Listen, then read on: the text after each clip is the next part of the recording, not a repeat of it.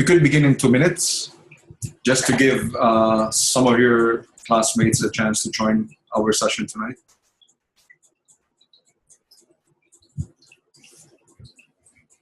So hello, Rise. Hello, Maggie.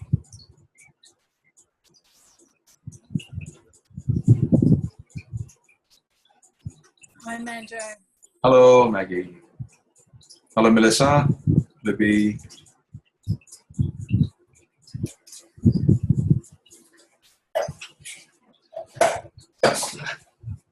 So we'll give it about 2 more minutes and then we can begin.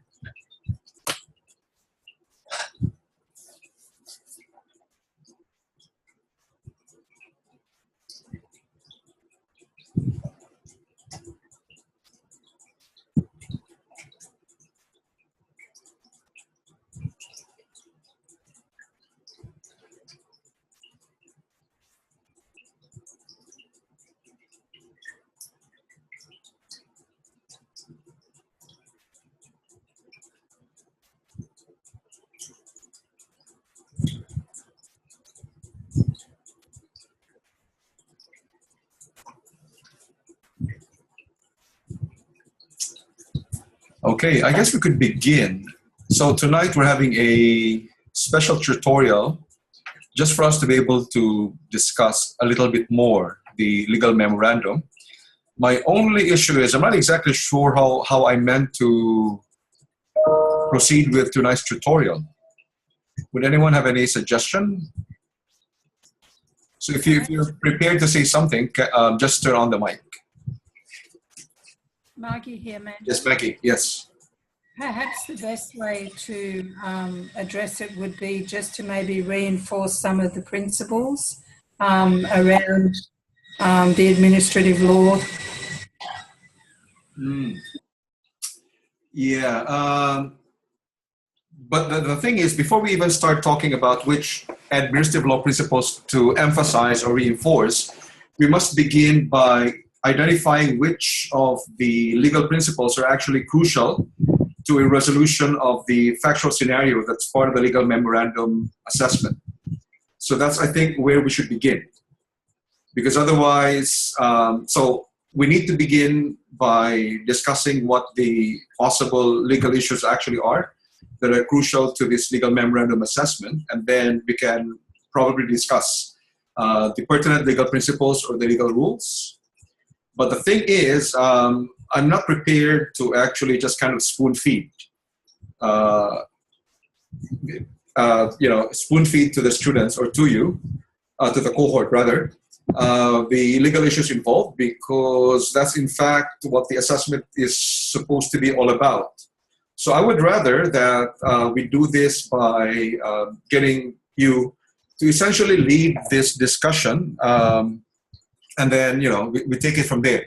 Because otherwise, if I were to identify the pertinent legal issues, then it kind of defeats the entire purpose of the assessment in the first place. So that's how I would proceed. So it's difficult for me to begin talking about the crucial legal principles without first identifying which legal rules or principles are actually relevant to the legal memorandum assessment. So I think we need to begin by kind of identifying what the legal issues are. But as I said, I don't want to take the lead in that, because that's meant to be the entire purpose of the legal assessment.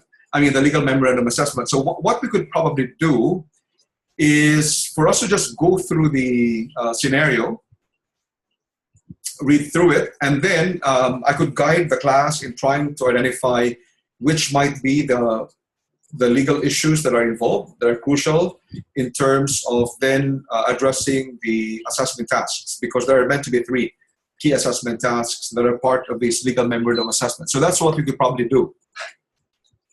So do you think, would that be a good approach? Hi, Manjo. I'm so sorry to interrupt. Yes. It's Libby. Yes.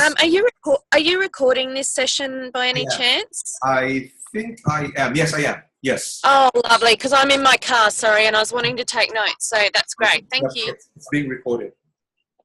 Okay, so that's the my proposal for tonight.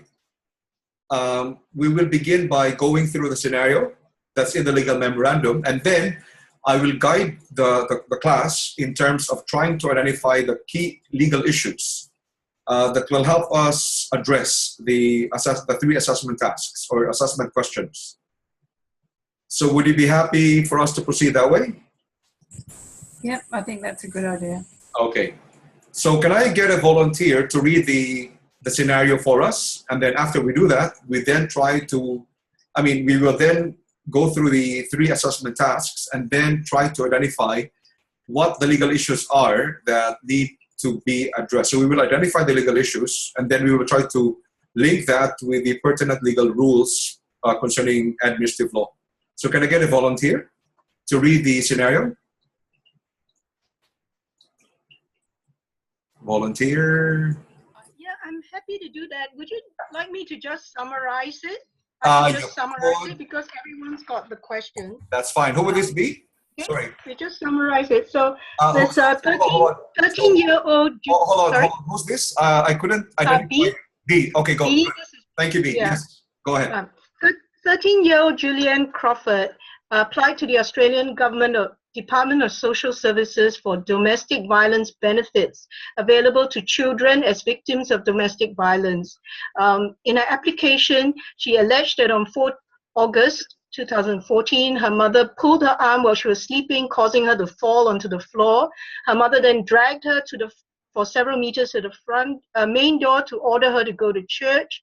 When she refused, her mother yelled at her for 12 minutes and called her lazy and a slob. However, when she filed her application on the 14th of January, the DSS claims officer informed her her application could not be considered because there was no police criminal complaint that accompanied it that was required under the CVDV Act. However, he also further informed her that the Minister for Social Services or his delegate has full authority and discretion to waive any requirement for this police complaint. So on the 21st of January, Julian went to the Brisbane police station with her father to file a complaint against her mother for violating the Queensland Domestic Violence Act. On hearing the story, the police sergeant informed her that assuming her story to be true, it fell within her mother's right to discipline her under the Queensland Criminal Code and did not violate the Queensland Domestic Violence Act. On the 29th of January, she returned to the same DSS officer to file her application again without the police complaint. The same officer again told her that her application could not be accepted. When her father explained that the application should just be accepted anyway, given that the minister had or his delegate had the discretion to waive any requirement under the Act. The claims officer stood her ground and said it was pointless to accept and refused to accept it, saying she personally knew of over 20 applications that had been rejected because they was not accompanied by police complaint. On the 5th of February, her father then visited the office of the Queensland Children Advocacy and Protection Group, a non-profit agency that assisted victims of domestic violence, to ask for advice. The QCAPG advised him that that the application should have been accepted and they were prepared to assist. When her father informed Julian, she informed him that she was actually no longer interested in filing this application, as she had mended relations with her mother and did not want to put her in trouble. The next day, Julian's father informed the QCAPG of his daughter's decision. However, he was informed that it was likely to be that the QCAPG could act on Julian's behalf, filing the application, despite Julian no longer, wanting to be involved, and that it had succeeded in doing so in the past in relating to children's rights under a different legislation. So on 9th of February, the QCAPG, together with her father, sought to file the application. A different DSS claims officer, however, informed them the application could not be accepted because now it was filed out of time, as it had to be filed within 6 months of the occurrence of the domestic violence incident, and that neither the QCAPG nor the father were proper parties to be filing the application. Julian's father approach you as a solicitor for advice? Okay. Thank you very much, B. Hold on. Yeah, I just have two questions actually. One is that I'm just not sure in what person to be writing this memorandum. Should I refer to Julian's father as you, or should it be like Julian's father as in the third person? Because supposedly this memorandum is written to him. And the other thing is, are we supposed to write the different parts as A? Do you want us to put it A, what are the legal remedies available, and then write that part, and then B, or do you want it just like issues and discussion, issue, discussion? It should follow the way that the assessment tasks have been arranged. So you begin by talking about under what circumstances merits review or judicial review is available given the foregoing facts, and then you talk about what course of action is preferable. So even if it's actually along these, even if you organize the legal memorandum according to the way that the assessment tasks have been set out in the legal memorandum, you would still actually need to follow the IRAC or CIRAC format, which I will kind of show you in a short while. Now, going back to your question of how to address the legal memorandum, that's not very important. I mean, you could do it in the sense that you address it directly to Julian's father. That would be one way of doing it. It could also just be a way of kind of elaborating on the way by which you would address the legal memorandum, even if it happens to be on a third-person basis. So that wouldn't be too crucial, whether or not it's third party or whether or not it's actually addressed to Julian's father. Okay, there's no name for Julian's father, so I assume that he must be Mr. Crawford. That's right, yeah. So I may have missed that. Yeah, okay. So you could just say, Mr. Crawford, that's right. Okay, any other questions before we start? So thank you very much, B. Any other questions before we start talking about, the three assessment tasks? None? Okay, so what I'm going to do, as I said, I'm just going to guide you in terms of how to address the legal memorandum by kind of asking questions. Sometimes I can be more directive, but in the meantime, I would like the class to really take the lead in terms of resolving this activity, because this is your assessment task. I can provide more guidance at some point, but in the meantime, I would essentially like the class to really be more involved in terms of addressing the assessment task. So let's begin. The first question I'd like to ask is, as you look at the factual scenario, what are some of the problems that you foresee, that you've seen, that have an impact on administrative law? So is that too broad? So in other words, focus on those instances or those circumstances that would lead to a possible application for a merits review and or a judicial review. So given the facts that are in the legal memorandum, under what circumstances do you think can a merits review possibly be applied for, or a judicial review might be available? So judicial and or judicial review, sorry, use that. So Manjo, wouldn't the Yes. first part of the response be outlining like the circumstances, around how you, sorry, I'm trying to word it the right way, but I guess explaining your understanding of how the process works. So the first part of the assessment would actually be outlining your understanding of the way that you would apply for a review of a case or for judicial review. Wouldn't that be the first one? No, I wouldn't do it that way, because your job is to connect a discussion of the rules or principles on merits review and or judicial review with the facts. So in other words, do not discuss merits review and judicial review in the abstract. You need to draw a connection between the facts and a possible legal remedy such as merits review. So perhaps in particular, I understand that. I understand that's what I mean, though. By in relation to the facts, you would outline your understanding. Like you can't dismiss one without saying why you would dismiss it, and say this is the option that we should pursue because of these reasons. Sorry, I didn't explain it very well. So the first question I'll probably ask is, and we're essentially just kind of broadly touching yet on, the facts here. So why, or when and why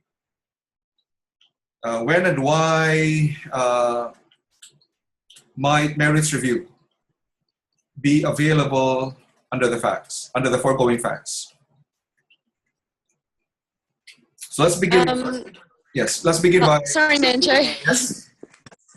I was just Go ahead. going to say, is that in regards to, for example, whether the specific legislation allows for merits review? Is that what you're talking about? That type of thing?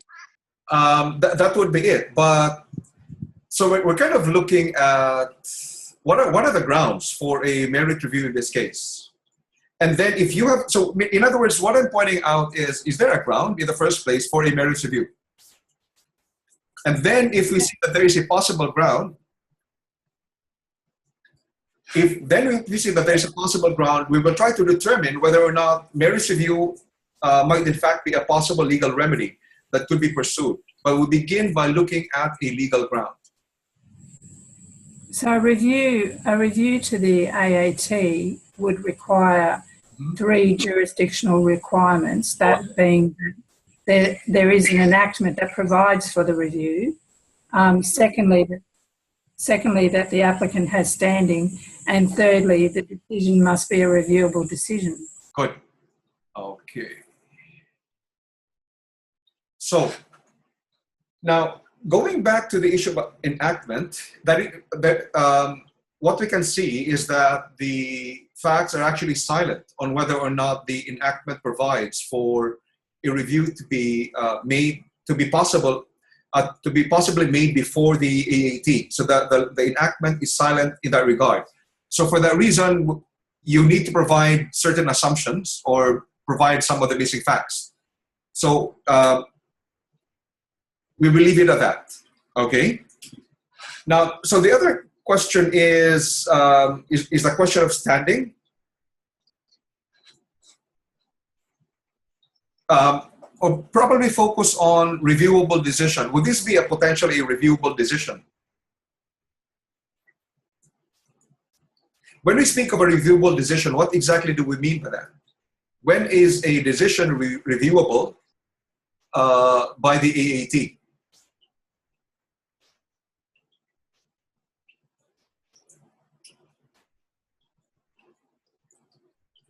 Are all decisions reviewable by the AAT? If someone's been aggrieved by the decision? Yeah, but what type of decision? It has to be a decision of administrative character. Okay, good. So we're talking of an administrative decision. Yeah. So that's the first thing you will probably have to determine. Is this an administrative decision? Okay. And then, so that's one. There's the question of standing as well. What exactly is the requirement for there to be possibly a merits review with the AAT? What is the requirement on standing? But the person has to be, or the corporation or group has to be aggrieved in some way? That's right. Okay, good. Now, talking about being aggrieved, what exactly do we mean when, a person or a corporation might be aggrieved by a decision? Like one yes. Me or okay. Well, taking the example, I think of one of the problem questions this week or last week, or maybe it was a while ago, about a financial thing and the guy not being able to register to get a trading license or something. That would have affected him or aggrieved him in a financial way. Mm-hmm. So he wouldn't have been able to get a more higher paying job being registered. okay. But I don't know. I'd have to go to the Act to see, what the broad requirements are. Thank you. Yes. Say if there's been a breach of the natural justice in connection with making the decision. Okay, so we're now talking of ways by which either Julian or maybe ways by which Julian might be considered to be aggrieved. So Maggie was saying that there might be a potential breach of natural justice, because certainly if there's a breach of natural justice, it can be said that she then is aggrieved. Okay. In particular, Maggie, why can we possibly make an argument that there might be a potential breach of natural justice here? Well, because the minister, under the Act, is allowed to determine whether to accept or decline an application. And it's very, very broad, but it could mean without the police paperwork. But she hasn't been given the opportunity to have that decision looked at because the person hasn't accepted the application. So that's one aspect of the breach of natural justice. But there was a supervening event as well, in the sense that at the time that they subsequently attempted to file to file an application for domestic violence benefits in behalf of Julian with the DSS office, the prescriptive period had already lapsed, in the sense that it could be said that they failed to file the application within 6 months as required under the CVDV Act. Would that be a potential breach of natural justice if the application would not be accepted because of the lapse of the prescriptive period? Maybe you could make an argument for it and you could make an argument against it. Okay, so the first aspect concerning the breach of natural justice was in relation to what? Application being refused. Okay, so the initial application being refused on the ground that there was no police criminal complaint, was it? Or police report? Yes, correct. Hold on. What? Okay, police criminal complaint. Yes. So we're saying that there was a breach of natural justice because she should have been given an opportunity to submit the application, notwithstanding the fact that there was no police criminal complaint. Because after all, under the CVDV Act, the minister or his delegate actually had the authority to waive some of the requirements of the enactment. So that's one. Now, the second aspect of the breach of natural justice, as you might have indicated, is that the DSS officer was no longer willing to accept it because the application had been filed out of time. So the subsequent refusal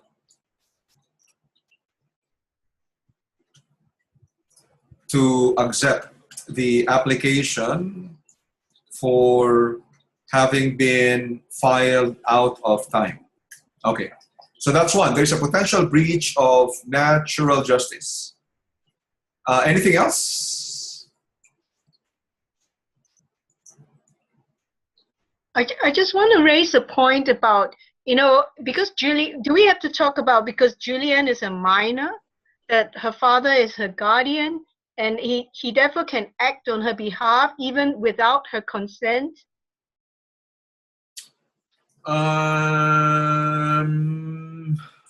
Let's see. I'm not sure that is an issue that I'd like you to pursue, because actually that can be covered by this point here. That can be covered in relation to the issue of standing.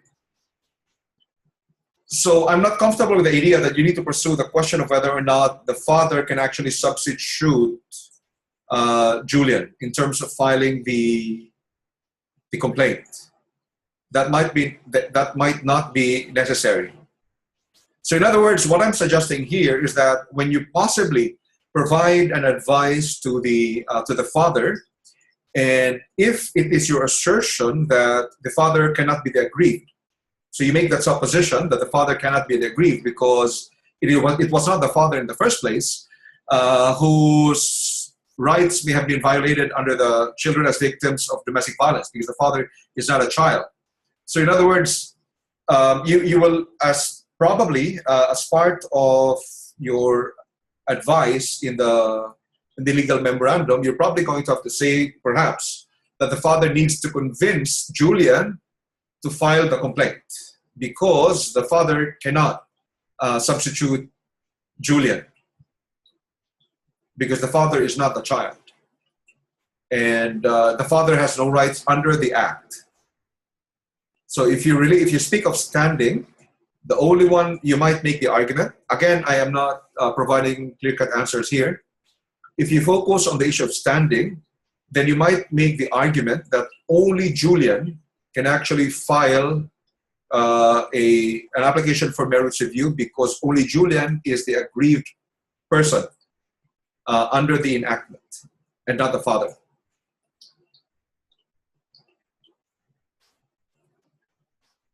Okay. So anything else? So we kind of have an idea here that the aggrieved is most likely going to be Julian. Now, in what other way would there be any other way by which you can make an argument that Julian's right, that Julian is the aggrieved, who could then file an application for merits review? Anything else under the facts?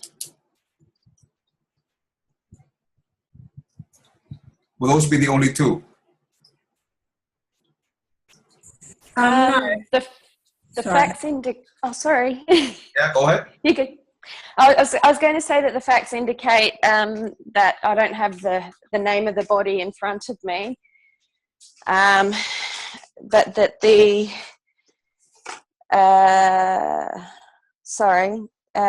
QCAPG have previously filed on behalf of aggrieved children. Okay. Yeah, that's possible. In that case, you would essentially be addressing the third assessment task, whether the QCAPG can file the application in behalf of Julian if she refused to do so. That will have to come here. But for now, when we speak of the aggrieved and we look at Julian as the aggrieved, would there be any other way for us to make an argument that the rights of that Julian is in fact the aggrieved? Would there be any other rights of Julian that seem to have been violated by the administrative decision? Would those? I would have thought yes, by a Commonwealth authority or an officer of the Commonwealth under enactment referred to in the Act. So Section 5(1) of the ADR in relation to Section 3(1). Okay, so in regards to the Commonwealth officer making the decision not to accept the application. Okay. So essentially, it all boils down to the issue of the application not being accepted.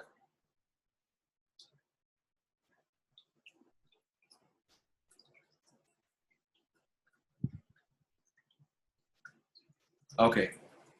So in other words, we're making the argument here that Julian is in fact the aggrieved because her application to file for benefits under the under the Children as Victims of Domestic Violence Act.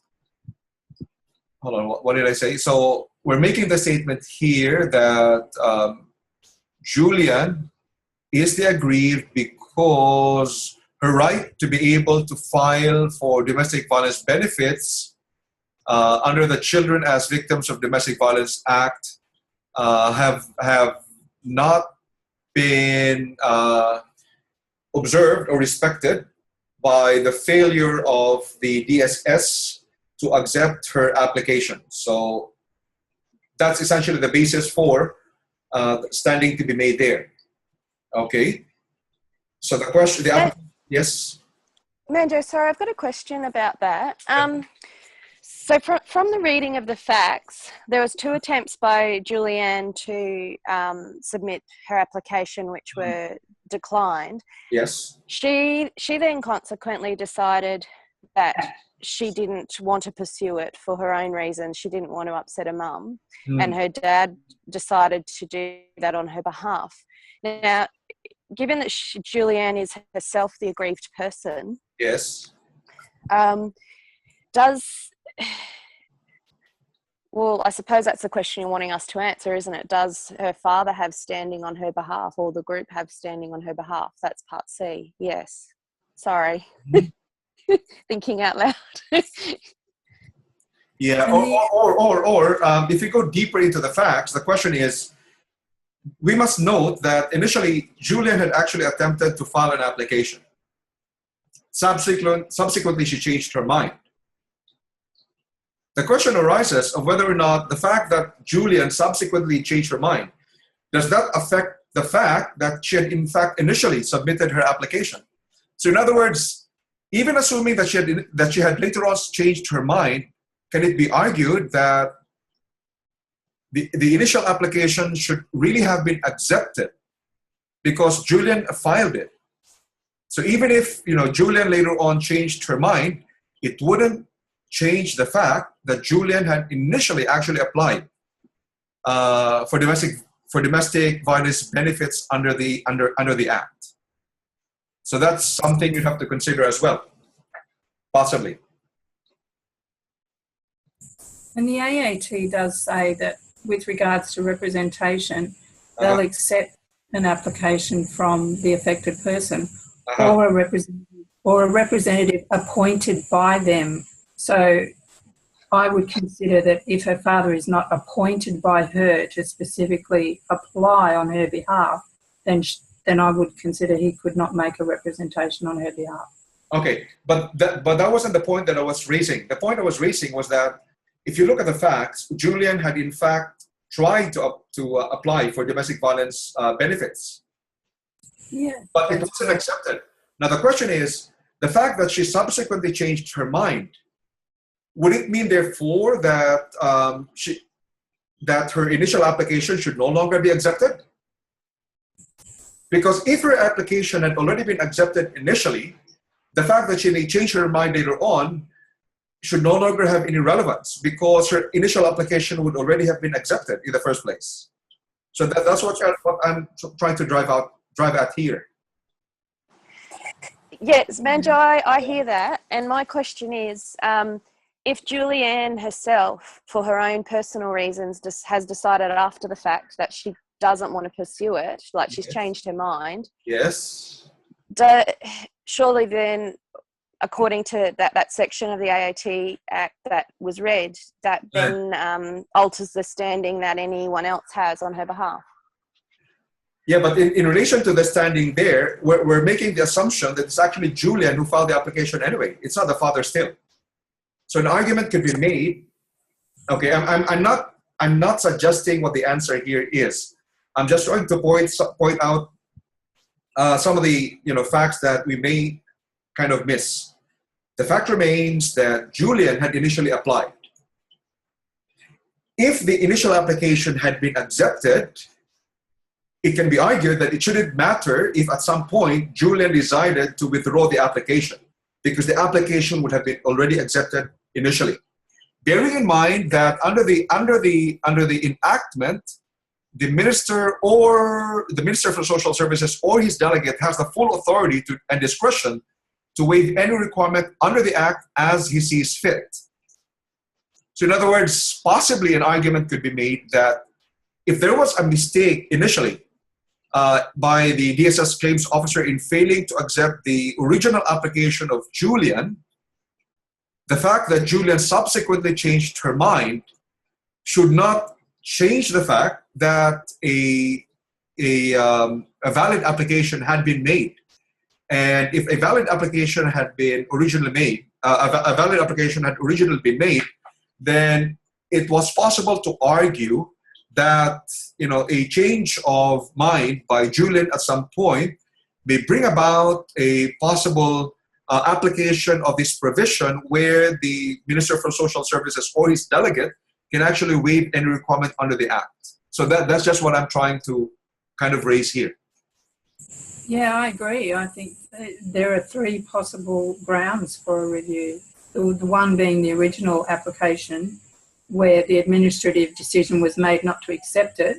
The second one where the minister, had it had been accepted, would have had the opportunity to decline the application or approve it. And the third one being that when she did apply, eventually the time factor was against her and it was refused. So what we're trying to do here is to show that the job of a solicitor at some point is actually advocacy. So where the rules or the law is not too clear, you're making an argument that on the basis of the facts and on the basis of the law, it should be arguable, or it could be argued, that the application of Julian should have been accepted. That's what you're trying to make here. You're trying to make the case that Julian's application should be accepted for three reasons. Reason one, it should have been accepted because, notwithstanding the absence of a police criminal complaint, it could have been accepted on the basis of the authority of the Minister for Social Services to waive any requirement. You're making the second argument that the fact that it was filed off time should not matter because of a failure of a breach of natural justice, because the reason why it was filed out of time was because of the failure of the DSS claims officer to accept the original application in the first place. The third argument you're making why Julian is actually an aggrieved and her application should have been accepted is the fact that Julian had already filed the application in the first place, and the fact alone, and if that application had been accepted, the fact alone that Julian may have had a change of mind later on shouldn't change the fact that the original application had already been lodged, especially given that the minister, again, has the discretion to waive any requirement under the Act. So I'm just making that, so again, your job in making this legal memorandum is to become an advocate. How can you argue that, Julian can in fact apply for merits review? So that's one. Okay, so we've discussed the issue of standing, reviewable decision. So that's the other aspect there. Is this an administrative decision? So again, I think that's kind of straightforward. Now, whether or not the Children as Victims of Domestic Violence Act does provide for recourse to be had to the AAT, you will have to make some assumptions there. So you're actually saying that if the CVDV Act provides that an application for review can be made to the AAT, then merits review would be available. If, on the other hand, the CVDV Act does not provide for that recourse, then merits review will not be available. So you're making that kind of explanation to Julian's father, right? Because you don't know what the facts really are. Okay, so we've kind of covered that in relation to merits review. Okay, then we go to judicial review. We're good? Manjo, can I just ask a question Yeah, first? go ahead. Who's this? Who might this be? Melissa. Melissa, yes. I'm just wondering, so you're saying we have to argue how Julianne could make an application, and I think this is what the others were getting at before, is if she doesn't want to make an application for review, you can't tell the father that he can, kind of thing. Like, if she's changed her mind, yes, and says, I don't care about the decision anymore, I don't want to make an application for this to be reviewed by merits review or judicial review or anything. yes. How can we then go and make an argument that regardless of whether she's changed her mind or not, it could have been accepted in the first place. I'm a bit confused there. Would somebody wish to answer that question of Melissa? You would make that argument in the first instance because that's the first part of the question you need to answer. The last part of the question, the assessment that you need to answer, is regarding the father's standing to make an application on his daughter's behalf. So at the end of it, you would then make your statement whether you thought that was a possibility or not. Okay, thank you for that, Maggie. Melissa's point was that assuming that Julian really is not interested anymore in pursuing this application, could an argument be made that the application should have been accepted in the first place, or could be accepted in the first place? So in other words, how can you make an argument that if Julian does not wish to pursue the application for domestic violence benefits, how can it be argued that the application should be accepted in the first place? Is there a way to make an argument that the application should be accepted anyway, even if Julian subsequently changed her mind? Well, I guess you could still make the argument, because at the end of the day, even if she doesn't want to receive any, well, let's just say compensation, it doesn't mean the decision can't be reviewed for the next person. So, okay, we did the wrong thing in this situation and next time we have to do better. Mm-hmm. Just putting that out there. But isn't she the one that has to make the application for review, because she'd be the only one with grounds for standing?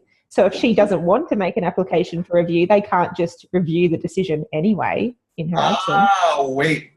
Okay. Yeah. Who said that? Melissa. Okay, I understand where Melissa is coming from now. I see. So for Melissa, the relevant question for her was, assuming that Julian does not wish to file an application for merits review with the AAT, can something be done about that?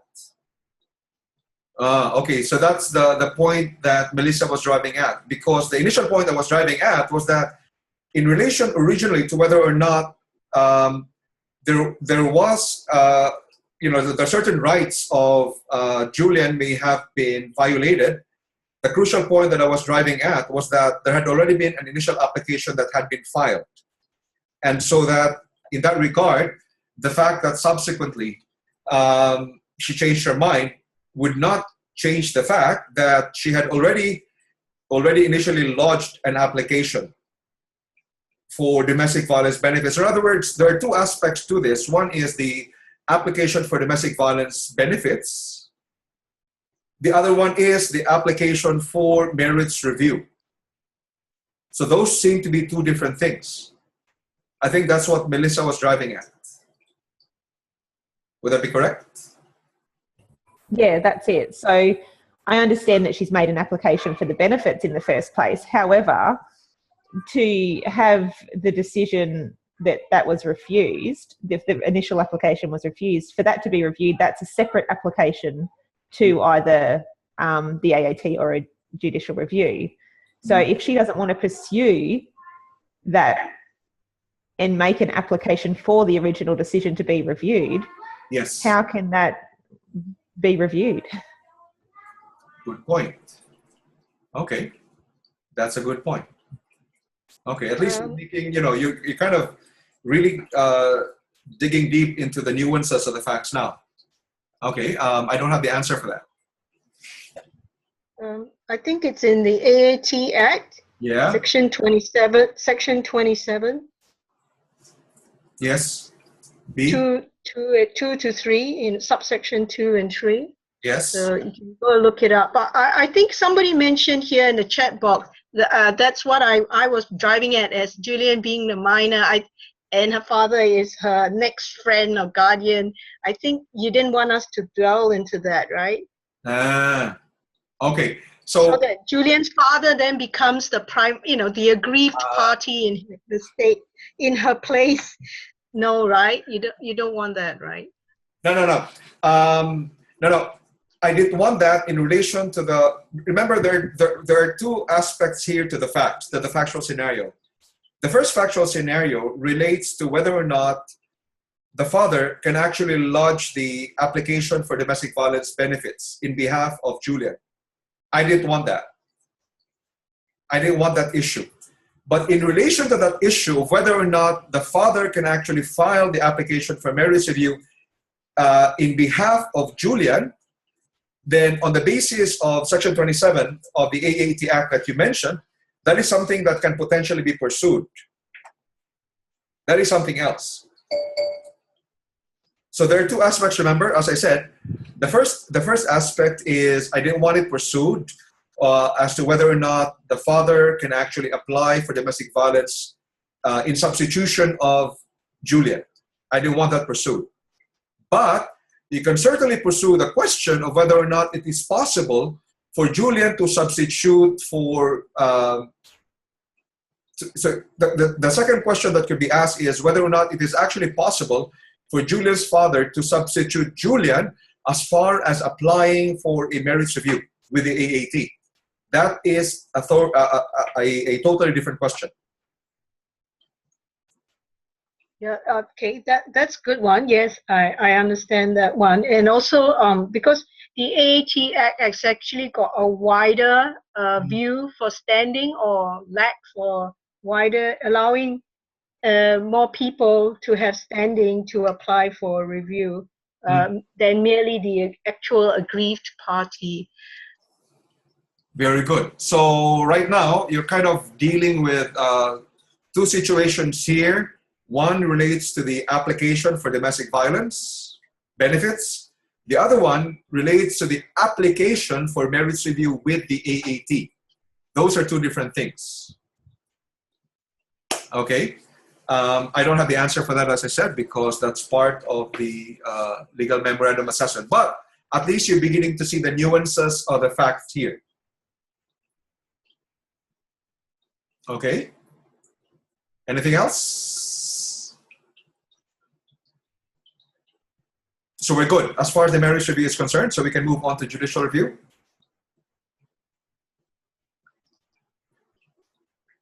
We're good. Can we move on to judicial review now? Okay, so hold on. So this time we're looking at judicial review. Okay. So when and why might judicial review be available under the foregoing facts? What's the crucial point for judicial review to be available? Has to be an error in law. Okay, very good. So, who was that? That was Jason. Jason, thank you, Jason. So the question is there an error of law? Okay. Can somebody make an argument that there was possibly an error of law here?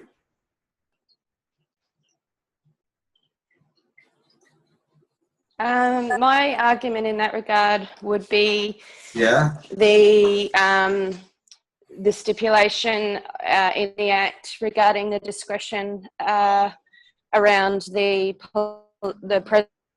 presence or lack thereof. Yeah. Okay, hold on. I'm looking at the facts now. Okay. Court. Yep. So the fact that the decision was made to based on the. Okay. Yes. Anything else? Have been a misinterpretation of the Act. Yeah. So there's an error of law. An argument can be made that there was an error of law in the sense that the Act was misinterpreted by the DSS officers, because actually the Act provides for the exercise of discretion by the Minister for Social Services or his delegate. So there's an error of law in terms of the misinterpretation. Okay, anything else? Can't you also use breach of natural justice? Yes, very good. Breach of natural justice. Okay, and we've discussed that already. Why there was a possible breach of natural justice because of these three here.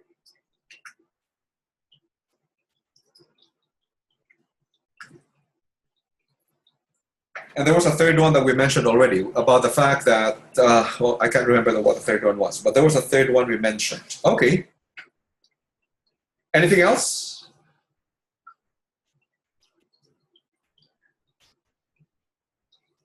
What else? Manjo, was the third issue the time frame that that it was eventually outside of the time frame, but had the application been accepted initially, it would have been well within the time frame? Yeah, so you could also make that case. Now, what you need to remember is that you're dealing with the legal memorandum where you're only permitted up to 1,750 words. So this is not meant, the legal memorandum is not meant to be comprehensive in the sense that you're meant to respond or pursue all possible legal issues. Just focus on the key ones because of the limited word count that you're given. Okay, so be aware of the limitations in terms of word count. So you shouldn't have to pursue all the possible arguments. Just focus on the key ones. Now, what else? What are the other essential elements before judicial review is permissible? They relate to the decision itself. So aggrieved decision, conduct relating to the decision, and failure to make a decision. Okay. So it has to be an administrative decision based on an enactment.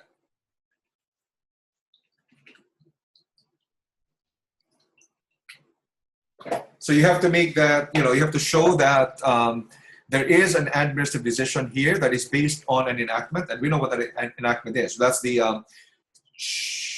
that's the Children as Victims of Domestic Violence Act. Anything else? Wouldn't it include those things like jurisdiction, justiciability, standing, ground for review, and remedies sought made out? Yeah, that's right. Okay. Now, B, can you go through those again? So we've got. We have jurisdiction, which would be the federal magistrates court or a federal circuit court or the federal court. Yeah. Justiciability, it has to be a decision not of legislative or judicial nature. It has to be an administrative decision, a final and operative decision. The person must have standing, which we talked about. There should be a ground for review, legal error, breach of natural justice, and the remedies sought could be made out that the decision need to be returned to the original decision maker for reconsideration. Right. Okay, good. Now, the others here are not too important, but there is, well, I'm just going to flag it for you. You already know that one of the key issues here would actually relate to remedies. Can somebody tell us why remedies here is important? Because you ask us about what remedies are available. Okay. So, And because the judicial... if you're going to apply for judicial review, what remedy are you actually seeking from the court? A quash. Meaning, in other words, is the court able to assuming that the court agrees with you, would the court actually be in a position to grant you the remedies that you might seek? That's essentially the question there. No, they can't, because that would be to say, yes, the application must be accepted. But what they can do is go direct the agency to reconsider their decision not to accept and to consider accepting the application. Okay. So one aspect of it relates to the question of whether or not the court can direct the DSS to accept the application. That's one. But the other question is, would it be possible, would it be permissible for the Federal Circuit Court, for example, to order the DSS to grant the domestic violence benefits? No, because it's not within their jurisdiction. Okay, good. So, okay. So we're clear so far? wouldn't that be like a mandamus to sort of ask them to take action? Okay. So if we're talking of mandamus, are we speaking of the Administrative Decisions Judicial Review Act of 1977, or are we speaking of any other law, such as the Judiciary Act of 1903, specifically Section 9, specifically Section 39B?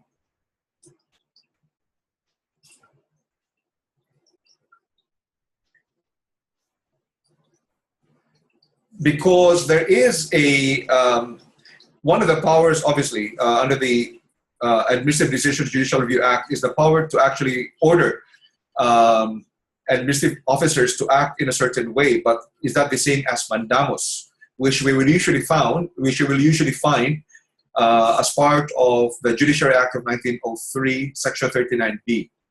So, you know, that's something you just have to consider. What exactly is the remedy that you're seeking, and what you're asking the court to do under the facts? You would be seeking for them to order them to accept the application. Okay. Yep. Okay. So that's the purpose. Okay, good. Yeah. Now, anything else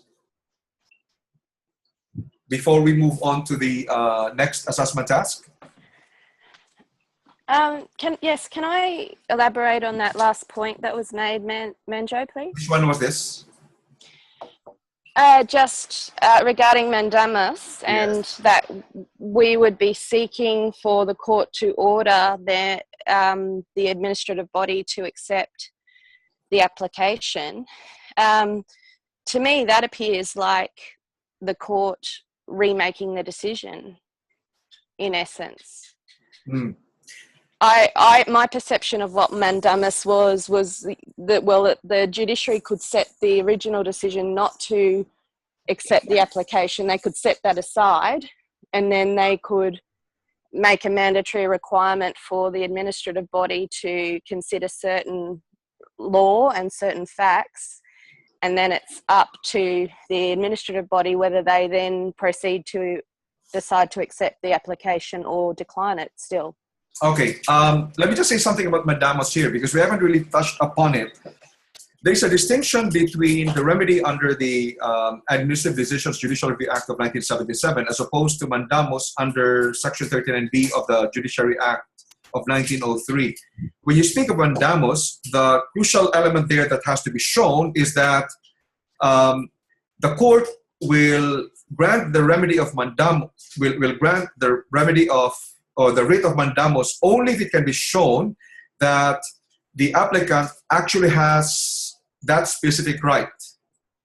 So it is a matter of right on the part of the applicant to be granted the remedy that is being sought. So in other words, if it is not a matter of right in the sense that it is possible for the decision maker to act in a certain way, or it's possible for the decision maker to deny the application, then mandamus cannot be granted, because mandamus can only be, the writ of mandamus can only be granted if there is a showing that it is a matter of right on the part of the applicant. But if there is a discretion on the part of the decision maker, mandamus will have to be denied. Now, I make that distinction because under the judiciary, under the Administrative Decisions Judiciary Review Act of 1977, the wording is not mandamus, but it is within the power of the courts to order decision makers to act in a certain way. That is not the same as mandamus. Although they may appear to be the same, that is not mandamus. So be careful of the wording, or be careful as to the law that you're specifically citing. Are you citing the Judiciary Act of 1903, or are you citing the ADJR Act of 1977? Now, that discussion is crucial because you're making assumptions again here. In relation to the ADJR Act, for example, it is crucial that it must be shown that we are dealing here with an administrative decision under an enactment. Okay, so it has to be an administrative decision based on an enactment. On the other hand, if you speak of the Judiciary Act of 1903, there is no requirement that the administrative decision is based on an enactment. For as long as a Commonwealth officer, for example, such as the Minister of Social Services, makes an administrative decision, even if that administrative decision is not based on an enactment, it is possible to ask for the issuance of a writ of mandamus. So those are two different things. So you have to be clear as to the kind of judicial, you have to be clear as to the basis for judicial review. Are you basing it on the ADJR Act of 1977, or are you basing it on the Judiciary Act of 1903, specifically Section 39D? And because, again, there are differences in terms of remedies that you are seeking. If it's the Judiciary Act of 1903, you're asking for a writ of mandamus, but as I said, the caution there is that the writ of mandamus can only be issued if it is a matter of right on the part of the applicant. On the other hand, if you're looking at the ADJR Act of 1977, the court obviously has the power to order the decision maker to act in a certain way. But that is not equivalent to a writ of mandamus. But the requirement is for somebody to file an application for judicial review under the ADJR Act. The requirement is that the administrative decision must have been based on an enactment, which isn't a requirement under the Judiciary Act of 1903. So that's just something that you need to consider. Okay. So Manjo, I'm sorry. I just need to clarify then. So, is it within? And I know this sounds like a silly question, probably to everybody. Is it within the jurisdiction of the courts to order the administrative body to basically reverse their decision and decide to accept the application? Does the courts have jurisdiction to order an actual outcome? I didn't think that that was allowed. That's exactly the point. That's exactly the point, because we need to remember that even if there is that specific provision under the ADJR Act as a rule, as a matter of principle, when it comes to the judicial review is actually of limited scope.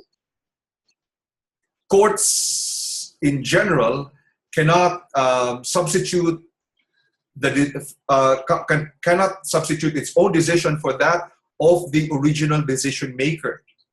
So knowing this as a general rule, do you think that it would actually be permissible for the Federal Circuit Court, for example, to order the DSS, either one, to grant the benefits, or two, to actually accept the application?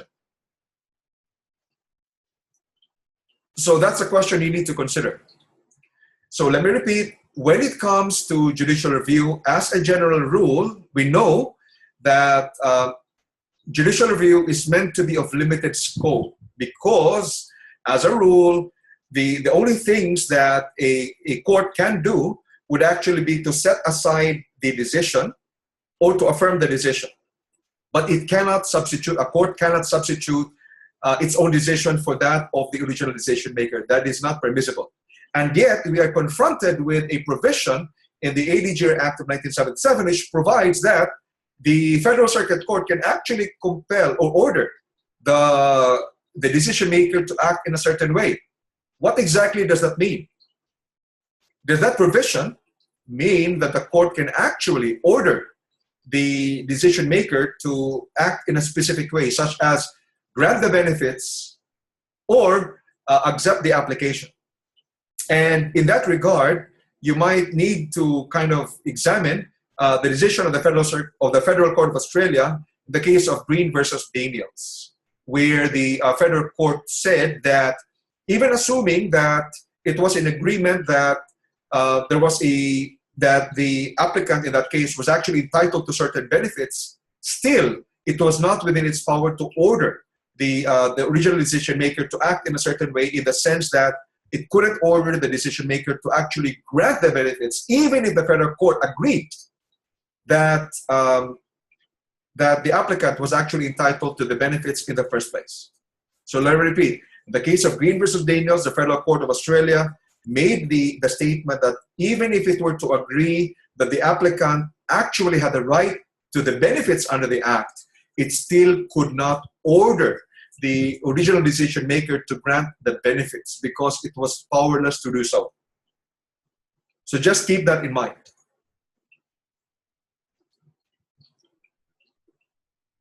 Okay. So can we move on? Well, I think we've kind of covered that. It's not my job to kind of provide you the answers. What we're doing now is to just think about these issues, and you're going to have to arrive at a conclusion at some point on what you should be advising Julian's father to do. So we could probably move on to the second assessment task. Could we? Because it's past 7. I think we've covered it enough. So the second question, the second assessment task relates to whether or not, relates to the question of what course of action is preferable. Hold on. So, oops, not that one.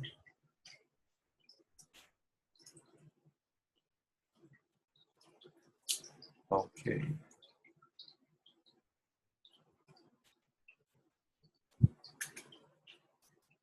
So we're now dealing with this next issue.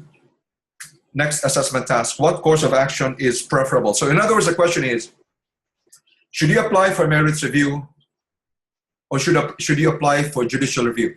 So that is essentially, so in the first instance, you already discussed under what circumstances merits review and or judicial review is available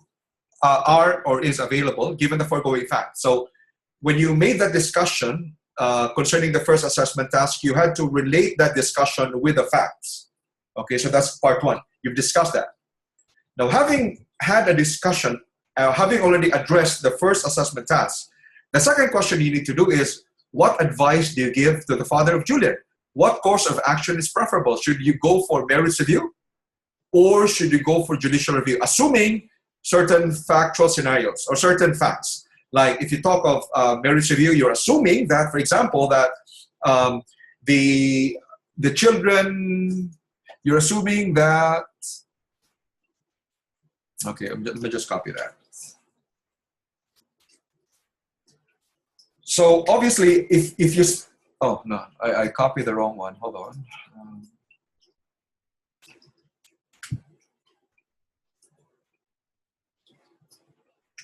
Okay, so again, because the facts are incomplete or the facts are unclear, if you go for merits review, you're making the assumption that under the Children as Victims of Domestic Violence Act, it provides that an application for review can be made with the AAT. We're making that assumption. As far as judicial review is, so that's one of the assumptions we're making there as far as merits review is concerned. So what course of action would then be preferable? That's the second question that you need to answer. And in that case, you probably examine, you know, as to the type of decision that has been given by the original decision maker. You're looking at questions of remedies. You're looking at questions of standing and so on. So here, you're confronted with the task of having to give an advice to Julian's father as to whether or not you're suggesting that merits review or judicial review is the more is the preferable remedy to be pursued.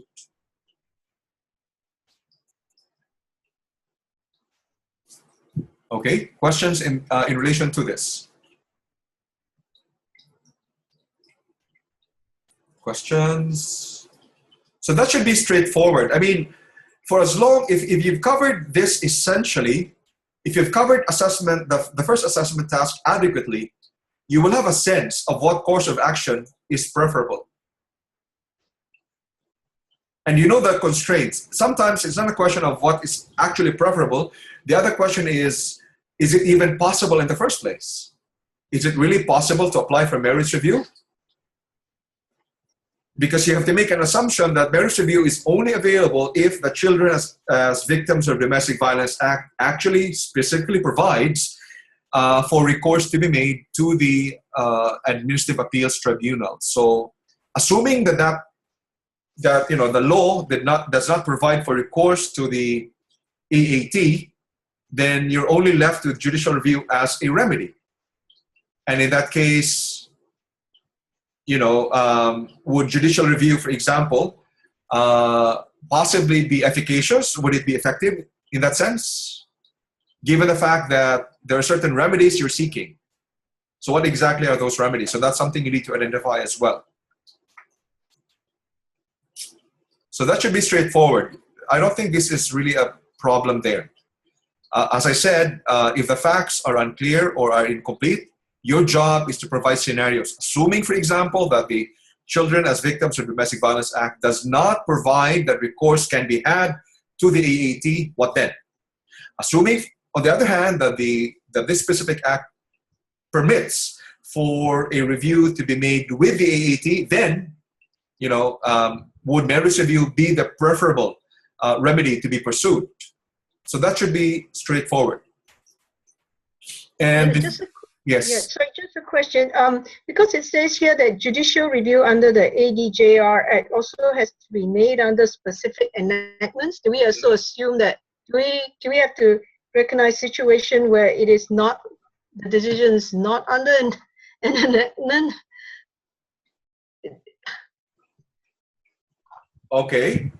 Can you say that again, B? Sorry. Yeah, go ahead. B. Hello? Hello? B, you've got your microphone off.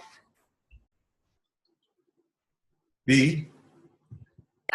I know merits review needs to be made under the Act. What about this judicial review under the ADJR Act? Does it have to be allowed for in that Act, under the Act, the CDVD Act, allow for ADJR review? Yes. Can somebody answer that question for us? What exactly is the rule? What exactly is the law? Judicial reviews available regardless of any specification under the Act itself. For as long as? It's a question of law. No. For as long as it is an administrative decision under an enactment. That is the only requirement there. So for as long as you're dealing with an administrative decision based on an enactment, that specific enactment does not have to provide that judicial review is available under the ADJR Act.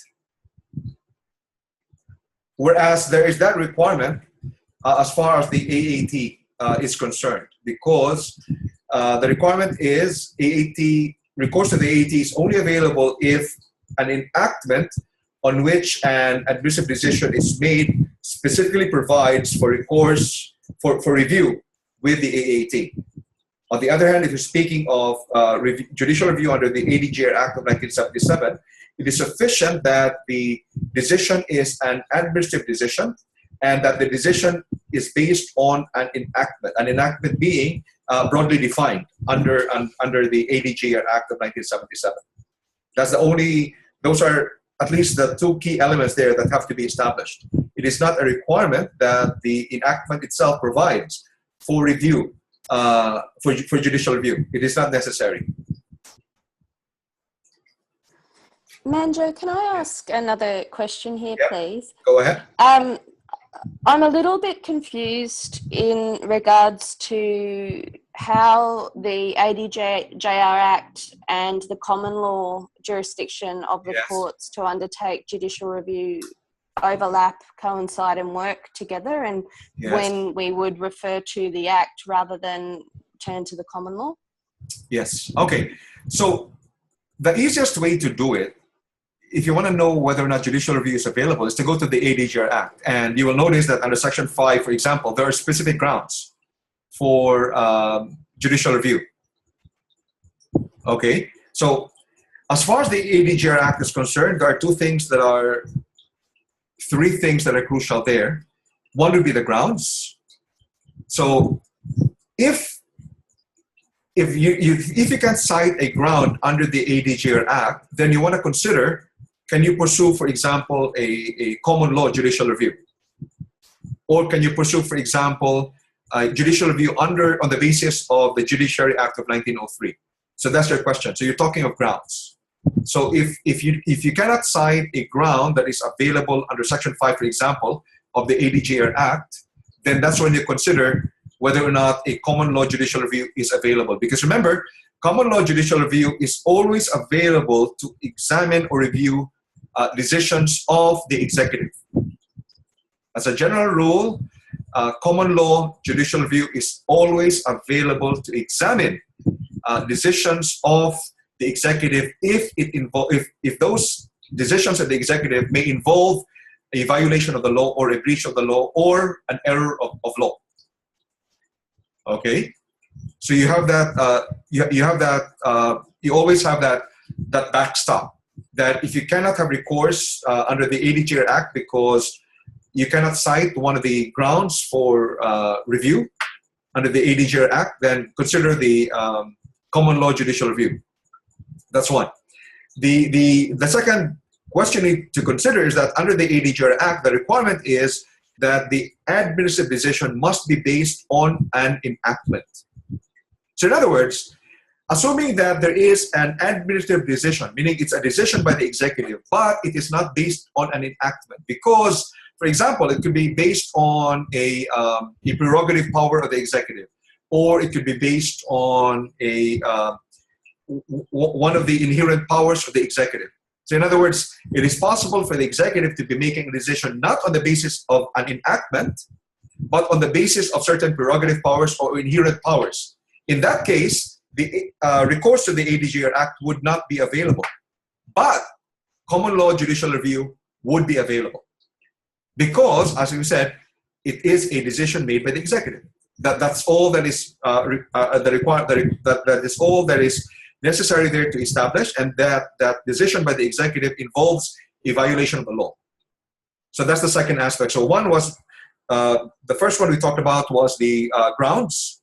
The second one was the question of the nature of the basis of the administrative decision. So if it's based on an enactment, you can have recourse to the ADGR Act.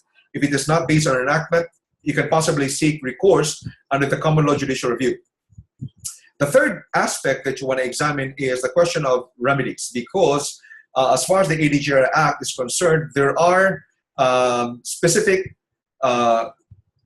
remedies that are available under the ADGR Act. So one would be to set aside the decision of the decision maker. It could be to order the decision maker to act in a certain way, but cognizant, as I said, of the fact that judicial review is always of limited scope. So it's not like the court can order the decision maker to act in a certain way. That is not permissible in the case of Green versus Daniels, as emphasized by the Federal Court of Australia. The third power under the ADGR Act is for the court to affirm the decision of the original decision maker. Now, on the other hand, as far as the power of the courts are concerned when it comes to common law judicial review, again, this is something we discuss later, but since the question has been raised at this point, I'll just briefly touch on it. What we need to remember is that as far as courts are concerned, not only do they have powers on the basis of what the statute provides, but there are what are known as equitable remedies as well. So in other words, for example, a specific remedy of a specific performance, or so in other words, as we will see later on, there are certain powers of the courts that are available that are attempts to address issues of equity or fairness. So where the law will fail because the law does not provide an adequate remedy, the common law, the equitable aspect of the courts, of the same court, can actually be called upon to address an inequitable situation. So where the law might be lacking, and therefore recourse to equitable remedies might be necessary, then you can ask for that. So equitable remedies. So you have statutory remedies under the ADJR Act. You also have equitable remedies, which are part of the powers of the courts, because they have common law powers. So that's the other aspect we need to consider. But the thing we need to remember is that as far as equitable remedies are concerned, these are not always available, in the sense that if there are adequate remedies under the law, meaning under the statute, then equitable remedies, as we will later on see, cannot be availed of. You can only have recourse. Are you still there? People are silent. Hold on. Are we still there? Yeah, we're still Okay. here, Manjo. Yeah, because I We're was listening. Okay, good. Because everyone was silent. I was thinking that the session had ended. Okay, so the rule, as we will later on see, is that as far as equitable remedies are concerned, equitable remedies can only be available if there are no adequate legal remedies. But if there are adequate legal remedies, you cannot have recourse to equitable remedies. In other words, equitable remedies are a last would be a last recourse. Okay, so those are the three ways by which you distinguish between judicial review under the ADJR Act and common law judicial review. Was that clear? Any questions in relation to what I discussed? So, Manjo, basically, if you don't have judicial review available under the ADJR Act, Yes. there is always the common law jurisdiction available for a review. Yes, subject to the limitations that I pointed out earlier, as to remedies. Yes. Yes, and so then to clarify, and I know I've read about this at some stage and it's slipping my mind right now. Yeah. The reason that the ADJR Act was ever put in place was simply to clarify, and was it an attempt to codify the law, or? No, it's actually more than that. It's not simply a question of clarify the rules on judicial review. The ADJR Act actually provided more remedies that were available than were available under the common law judicial review. Because remember, I told you already that as far as common law judicial review is concerned, when you seek recourse on the basis of equitable remedies, you cannot. It is subject to the discretion of the court. The court can refuse to grant the remedy that you ask for. It is not a matter of right if it's an equitable remedy. Okay.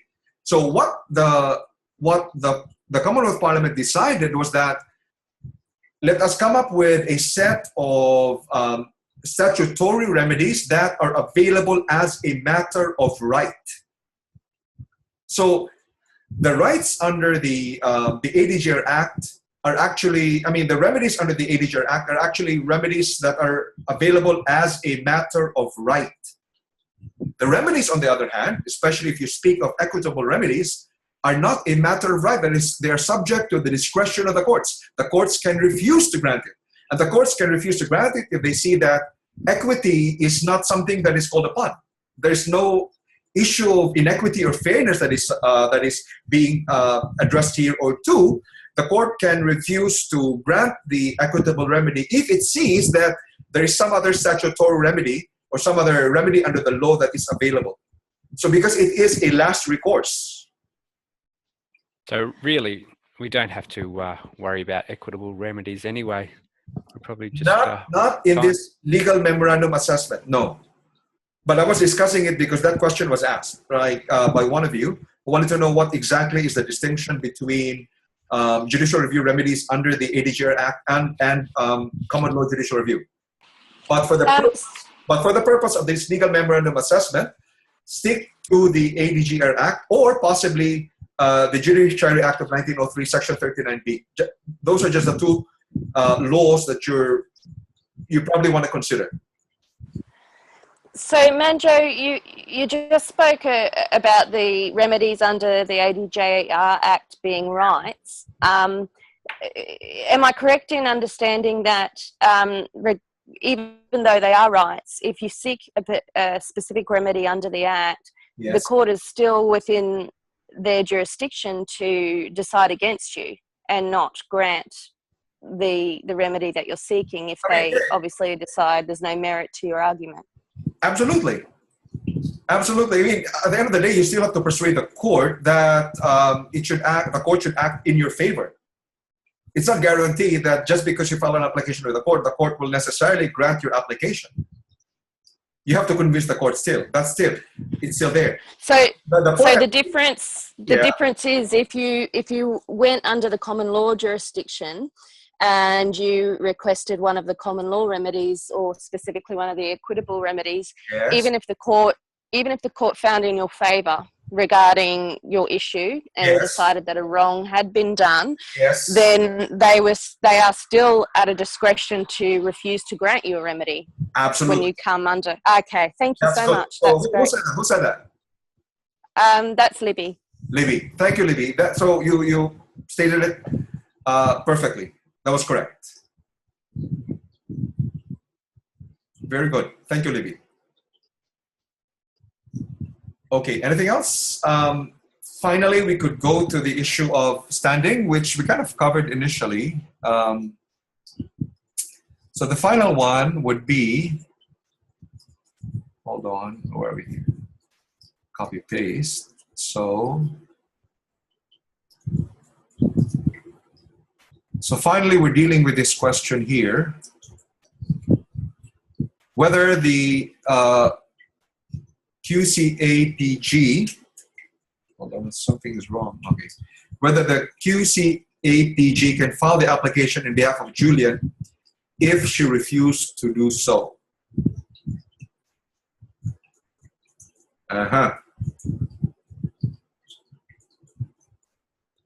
Okay. Are we still there? Yeah, I noticed you didn't mention her father, so we just leave her father out of this. That means just the QCAPG by itself, right? Yes. The reason why I raised this is that if you remember the question of standing, if you go through the textbook and the cases, there have been cases where the aggrieved is read broadly so that it is not for example, it's not Julian herself who has to file an application. There are instances when a third party can actually file an application. So that's just something you need to consider. So go through the cases, and there are cases which will tell you that there are instances when a third party can actually, whose rights are not directly violated. There are instances when a third party can actually file an application. So Manjo, this then goes back to what Mel was discussing with you a while ago, and what I was alluding to, but I didn't say very clearly. The fact that Julianne herself has decided that she no longer wishes to pursue the issue is irrelevant to her, potentially, because the cases may support the fact that a third party can make an issue of it on her behalf with or without her consent. Yeah, so that's right. That's right. So that's essentially the question there. I'm glad there are about 48 students who have actually participated in tonight's tutorial. So that's good.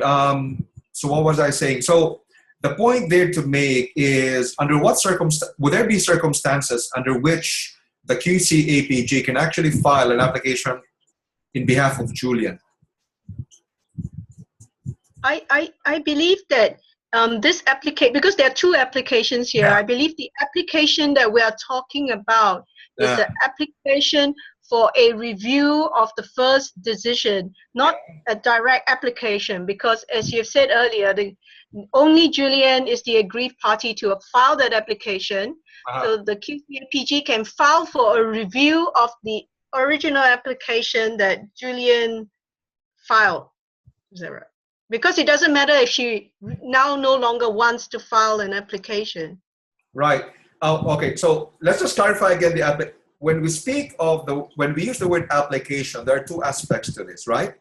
The first was the application for domestic violence benefits under the Act. The second application relates to the application for merits review or judicial review. So we're dealing with two applications here.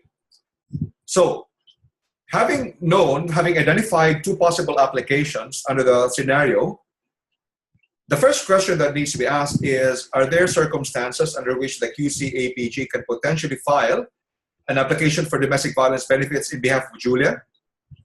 The second is, are there circumstances under which the QC-APG can file an application for merits review or judicial review in behalf of Julian, given the fact that her original application for domestic violence benefits had not been accepted? So those are two different things. Now, I wonder which of those two you need to address, or whether or not you need to address both. But be aware that there are two applications that we're speaking of here. The first application relates to the application for domestic violence benefits. The second application is in relation to the application for merits review or judicial review. Now, you must remember, what we need to remember is that if we argue that there is a breach, that there is an error of law here in relation to the failure of the DSS officers to accept the original application of Julian.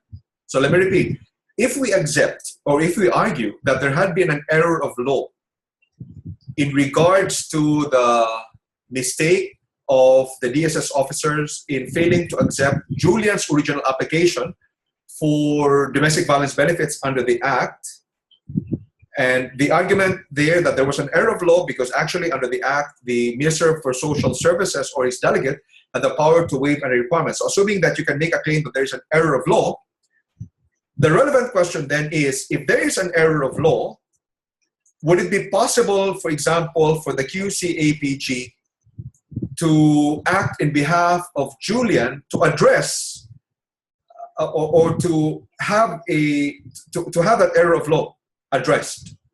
So that's the other element there.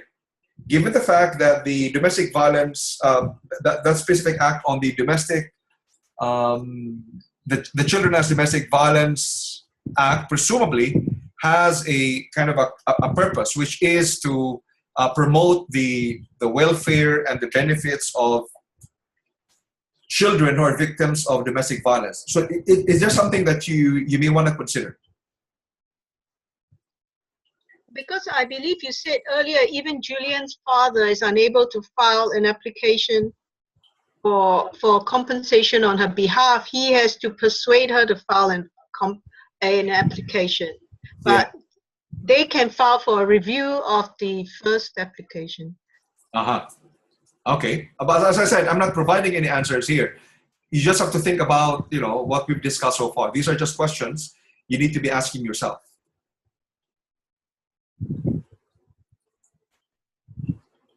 Okay. Anything else? Manjo, yes. Yes, Manjo.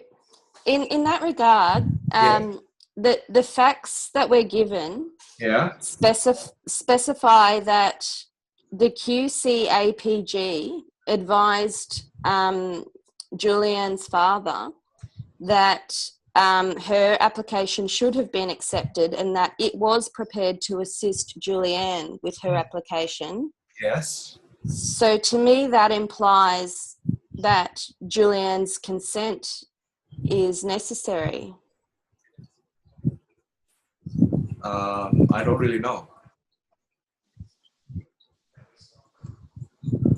Can an argument be made by the QC-APG that as far as the application for merits review or judicial review, it can actually do this in behalf of Julian, even without her consent? I mean, that's just a question that you would probably have to examine as well.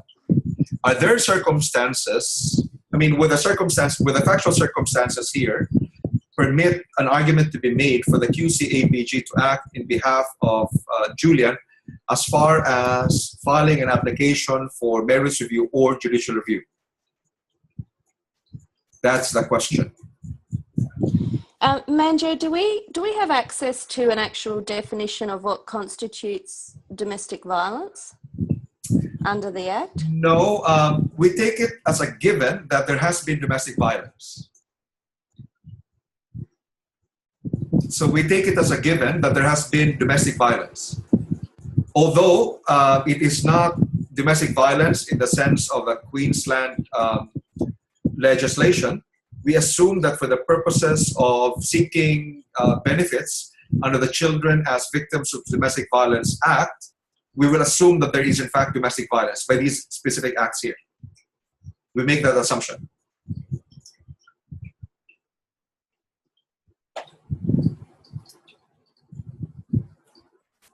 Did that answer that question? Yes, that was great. Thank you very much. Anything else? Because I'm aware it's now 7:37. Do you recall the name of that case where that third party can file on the behalf of somebody? Was it? You're gonna have to go back to do the research yourself.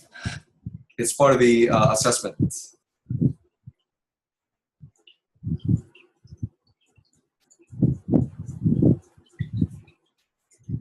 It was worth a try. Yeah. Anything else? We could probably call it a night. Actually, Manjo, can I just ask a question about the structure? Yeah. So we've just gone through these three main questions that you want us to answer. Yeah. Basically wanting them as kind of subheadings, and then underneath each of those headings, further subheadings that expressly state issues. You could do it that way, possibly. Well, what would you prefer? What is it that you're actually looking for? I suppose just in terms of how we should really set it out, because I suppose the exemplars are more constitutional law based, so right. a little. The important thing here is that you actually address the assessment tasks. So, for example, we speak of under what circumstances merits review and or judicial review is available given the foregoing facts. So, as we initially discussed earlier, you're going to have to talk about the elements that need to be shown before merits review or judicial review can be sought. So you talk about enactment, standing, whether or not the decision is reviewable. So these are the elements that you're showing, and then you relate. So the first question is, would merits review be available? I mean, that's the legal issue there. Or the other legal issue is, would judicial review be available under the facts? So those are the two legal issues. So relating to the first one, because you've identified the legal issue, what then is the rule? So the rule is there has to be an enactment, there has to be a standing, there has to be a reviewable decision. So you're now following the IRAC format, right? So you've got the issue, you've identified what the issue is merits review available? And then the question is, what exactly is the rule? So that's the R, the IRAC, the R. And then the application. So that's when you relate the facts to the rule. So under the facts, so these are the facts. If these are the facts, how do you apply the rule then? And then you come up with the conclusion that given that these are the factual circumstances and this is the rule, the conclusion would then be that merits review is available or merits review is not available. The same thing with judicial review. So you can see the format, it's still the IRAC format that you're following. But you've already identified the legal issue because the legal issue is merits review available or not? Okay, now, as to the question of what course of action is preferable, that's kind of where the conclusion, you're kind of reiterating the conclusion. Given the fact that merits review or judicial review is available, what then is the course of action that is preferable? You're simply citing a conclusion in that case. This is what we need to do. This is the preferable course of action. Now, in relation to the third assessment task, which is whether or not the QCAPG can file the application on behalf of Julian if she refused to do so, the legal issue there is, under the facts, can the QCAPG in fact file the application on behalf of Julian if she refused to do so? That's the legal question. That's the legal issue. Now, what is the rule? The rule is whether or not there are certain circumstances when a third party can file an application for judicial review or merits review in behalf of another. So what is the rule then? You have to identify what the rule is. Now, having identified the rule then, the next thing that you need to do is, if this is the rule, what are the facts? So you apply then, given the factual scenario that we have, how then do you apply the rules to the factual scenario? So that's applying the rules to the facts of the case. And then finally, you come up with a conclusion, whether or not the QCAPG can in fact file the application for merits review or judicial review in behalf of Julian if she refused to do so. So that's the format.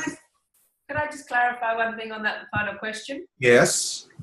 The QCAPG, were to answer it, whether they can file the application for merits review, whether they can file the application for judicial review, or whether they can file the application for the DSS benefits? Yes. Yeah. So if you will notice, I'm kind of already giving you some direction on which aspect to focus on. So I'm suggesting that the relevant question here is whether the QCAPG can file the application for judicial review or merits review in behalf of Julian, instead of addressing the question of whether or not the QCAPG can file the application for domestic violence benefits in behalf of Julian. So my inclination is for you to focus on whether or not the QCAPG can file an application for merits review or judicial review in behalf of Julian. That is my suggestion. Manjo, another quick question. Yeah. So having read the whole situation and the whole question, and then reading our assessment task, yes, I'm perceiving that the requirements that are asked of us, as in A, B, C, and D. It's not actually just ABC. It is not. I came up with an email yesterday based on, I think, a comment of, was it Melissa or was it Laura Burrows, who suggested that the question should be rephrased so that the first question that was there was, I can't remember what it was, but essentially those are now the 3 assessment tasks. Oh, sorry, I haven't had a chance to check my email yet. Yesterday, sorry. that it was superfluous for me to have been asking the first question, and I think the first question was, what legal remedies are available? Yeah, so that's superfluous because that's just a reiteration of the second one. So the first 2 questions have now been integrated into that single question of under what circumstances merits review and or judicial review is available. I said thank you. Thank you. I'm sorry I missed that email. I haven't had a chance to check my email today or yesterday. But my question is, so now that there is A, B, and C that we're answering in regards to the assessment task, having read the whole question and the situation and scenarios, my perception is that in answering A, B, and C, we are taking it from the perspective of the interaction between Julianne's father and the QCAPG. That's the angle we're addressing it from, because Julianne at this point is stating that she's unwilling to take the issues any further and doesn't want to pursue it. So all of our answers should be along the line of, and the thought process and the fact situation as it addresses the relationship between QCAPG and Julianne's father and the standing and jurisdiction and those issues in relation to those 2 entities taking action on Julianne's behalf. Possibly, but remember, you can still give an advice to Julianne's father that she should find a way to really convince his daughter in the first place to either file the application for domestic violence benefits again, or to file an application for merits review and or judicial review. You can still make that suggestion if you feel that it is not possible for Julianne's father or for the QCAPG to act in behalf of Julian. So if you arrive at the conclusion that no one else can act in behalf of Julian, then you can always make a suggestion to Julian's father that he has to convince Julian to file the application on her own. Yes, so in that regard, when we are addressing whether merits review is available in this situation and whether judicial review is available in this situation, the situation itself that we are examining is the situation of Julianne's father coupled with the QCAPG applying for review on Julianne's behalf. We're not looking at whether merits review would be available to Julianne herself. We're looking at it as far as whether it would be available to Julianne's father or to the QCAPG. No. In fact, you're initially looking at this from the viewpoint of Julianne herself, not in relation to Julianne's father or the QCAPG. Because the one who's really aggrieved here is Julianne. So you cannot take out of the equation Julianne because she is the primary, the one who's really aggrieved. And remember, I initially already said that, is it possible to make the argument that Julianne, as far as the first application was, because again, we're dealing with two applications. As far as the application for domestic violence benefits are concerned, Julianne had already initially applied for it. So the fact alone that at some point she may have changed her mind will not change the fact that she had already lodged an application for domestic violence benefits. So that's one aspect there. Now, the second aspect is, if you arrive at the conclusion that neither the father nor the QCAPG can actually act in behalf of Julianne as far as an application for merits review or judicial review is concerned, if you arrive at that conclusion, then the only sensible suggestion you will probably be making is to convince the father to convince Julianne to apply for merits review or judicial review. If you arrive at the conclusion that neither the QCAPG nor the father can file an application for judicial review or merits review in behalf of Julianne. Thank you so much. That was very, very helpful. Thank you. I'm sorry I missed that connection earlier. Now, my suggestion is to end tonight's session because it's 7:48. Will there be any remaining questions you might have? Thank you, Manjo. Will that be fine?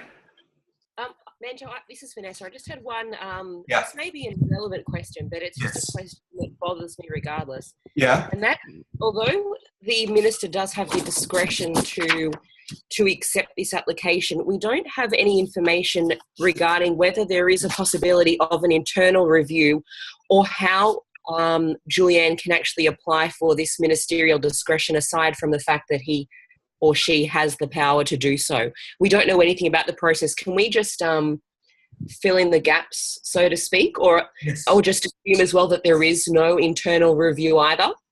If that makes The thing is, there is an assessment task that is in place. Yeah. And so we're talking here, well, of course, when you speak of merits review, you can actually talk of merits review with the AAT or merits review in the sense of an internal merits review. Yeah. Yeah, but I mean, it's always part of your answer that they should try for the internal merits review. Okay. But that's Yeah, I'm with you. So it can still that wouldn't take up too much space. I mean, that's a given. You should always consider the possibility of an internal merits review, meaning allow the DSS, the Minister for DSS to review it. So that's a given, but that wouldn't be occupying too much of the, your discussion. It should really be focused on the AAT and the judicial review. Okay, I'm with you. Yeah. So in other words, we can just sort of fill in the gap there, or make our own assumption up. Yes. Yes. Okay, good. Manjo, just one last question in regards to you've changed the format since originally setting this assignment. Will that be Jacob? Who's talking? Jason. No, it's Jason. Yes, Jason. You've changed it from PDF back to Word. Right. Do you still want it labelled how you requested it labelled in the first place? It should be in Word file with the same kind of format, which was, I think, was it last name? And then that's what I meant. Yeah, so you want that same format, but now in Word, in Word not file. Yeah, the reason why I'm specifically requiring Word files is that there is a way for the PDF files not to be well read by Turnitin as far as the plagiarism scores are concerned. So there are news stories circulating that Turnitin is not well suited to capturing plagiarism scores as far as PDFs are concerned. So, which is why I think there was a memo in the School of Business and Law that we should be focusing on the use of Microsoft Office, Microsoft Word rather, as the file. Okay, they're obviously not Apple fans. Huh? Obviously not Apple fans at the university using all these Microsoft products. Oh, but anyway, so this is all based on weeks 1 to 4 though. Anyway, isn't it? Yeah. Okay. Thank you. Okay. Anything else? Thank you. Bye. Thank you so much for joining us. The recording is available. I'll post this hopefully within the day. Okay, bye. Thank you, everyone. Good night. Bye. Good night. Thank you, Manjo. Thank you. Bye. Thank you. So Bye. much. Thank you. Bye. Bye.